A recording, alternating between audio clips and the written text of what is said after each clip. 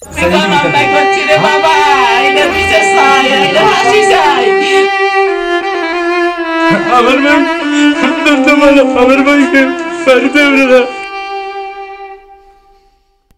স্ত্রীর সাবেক প্রেমিকের ছুরিকাঘাতে নিহত হলেন স্বামী, এমন অভিযোগ উঠেছে কুমিল্লার সদর দক্ষিণ উপজেলায়। শুক্রবার সকালে ঢাকা মেডিকেল কলেজ হাসপাতালে চিকিৎসাধীন অবস্থায় তিনি মারা যান। এর আগে গত ৮ নভেম্বর আব্দুল্লাপুর গ্রামে শ্বশুরবাড়িতে বেড়াতে গেলে দুর্বৃত্তরা তাকে ছুরিকাঘাত করে। নিহত আসিফ চৌদ্দগ্রাম উপজেলার ঘোলপাশা ইউনিয়নের কেন্ডা গ্রামের বাসিন্দা এবং প্রবাসী মরহুম ফটিক মিয়ার ছেলে।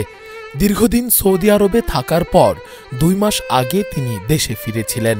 গত ২৭ অক্টোবর তিনি সদর দক্ষিণ উপজেলার আব্দুল্লাপুর গ্রামের দেলোয়ার হোসেনের মেয়ে সুমাইয়া আক্তার সুইটিকে ৫ লাখ টাকা দেনমোহর দিয়ে বিবাহ করেন। নিহতের ছোট ভাই আরাফাত হোসেন জানান, ৮ নভেম্বর দুপুরে নববিবাহিত স্ত্রীকে নিয়ে আসিফ শ্বশুরবাড়ি যান।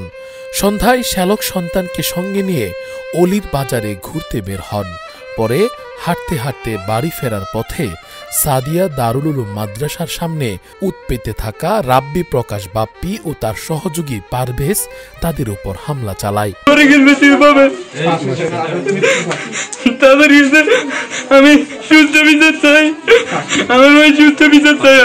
আরাফাত আরও অভিযোগ করেন, আসিফের স্ত্রী সুইটির সাথে বাপ্পি নামের যুবকের বিয়ের আগেই প্রেমের সম্পর্ক ছিল। সেই কারণে পরিকল্পিতভাবে এই হত্যাকাণ্ড সংঘটিত হয়েছে বলে তাদের সন্দেহ।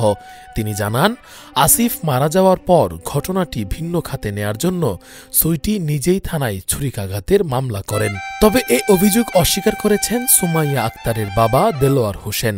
তিনি বলেন, আমার মেয়ে হত্যাকাণ্ডের সঙ্গে কোনোভাবেই জড়িত নয়। বিয়ের আগে তার কারো সঙ্গে প্রেমের সম্পর্কও ছিল না। সে মোবাইলও ব্যবহার করত না। আমরা হত্যাকারীদের গ্রেফতার ও দৃষ্টান্তমূলক শাস্তি চাই।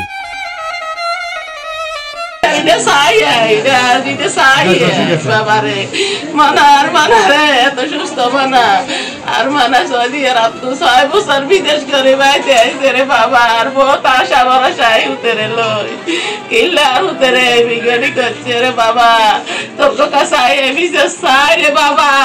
আর মানার ইডের হাসায় যেতে আর মানার ইডি করছে আয়াতার হাসি চাই, আয়াতার হাসি যায়। আর বহুত আর আশা ভরসা আর মানার পরে আর ছোট কালে আর মানার বাপ মরে গেছে। আরে বুঝি উতে আস। সদর দক্ষিণ মডেল থানার ভারপ্রাপ্ত কর্মকর্তা মোহাম্মদ সেলিম জানান, ঘটনার দিন আসিফ শ্বশুরবাড়ির পথে থাকা অবস্থায় বাপ্পি ও পারভেজের সঙ্গে তার হালকা ধাক্কাধাক্কি হয়। এর জের ধরে তারা আসিফকে ছুরিকাঘাত করে। তিনি বলেন, আমরা ঘটনার রাতেই মামলা নিয়েছি। অভিযুক্ত দুজন খারাপ প্রকৃতির। তাদের গ্রেফতারে পুলিশের একাধিক টিম কাজ করছে। স্ত্রী সুইটির সম্পৃক্ততার বিষয়ে প্রশ্ন করলে ওসি বলেন, এ ধরনের কোনো অভিযোগ আমরা এখনো পাইনি। মামলাটি গুরুত্ব সহকারে তদন্ত করা হচ্ছে। ময়নাতদন্ত শেষে আসিফের লাশ স্বজনদের কাছে হস্তান্তর করা হবে বলে জানিয়েছেন পুলিশ।